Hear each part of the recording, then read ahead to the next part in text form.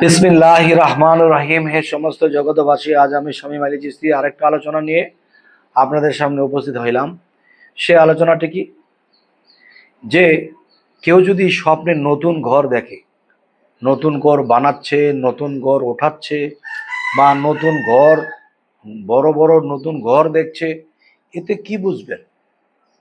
অনেকে এই স্বপ্ন দেখে বিভ্রান্তিতে পড়ে যায়।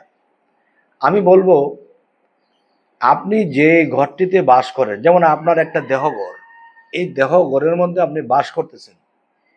এই দেহঘরটা কোনো একদিন ভেঙে চুরে আপনার ভিতর থেকে যে আত্মা এই ঘরে বাস করত, এই আত্মা এই ঘর থেকে চলে যাবে। তো চলে যে যাবে, আত্মা থাকবে কোথায়?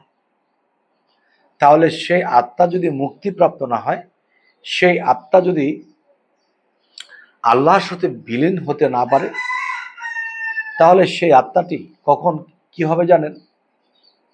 তখন সেই আত্মাটি আবার সে এই দেহের মধ্যে আসবে। আর এই দেহটাকে সেখানে ঘর রূপে দেখানো হচ্ছে, যে ঘর বানানো হচ্ছে। তার মানে তার হায়াত কমেছে, সে কখনো মৃত্যুবরণ করবে এবং সে তার আত্মাটা নতুন ঘরে চলে যাবে, পুরান ঘর থেকে যাবে।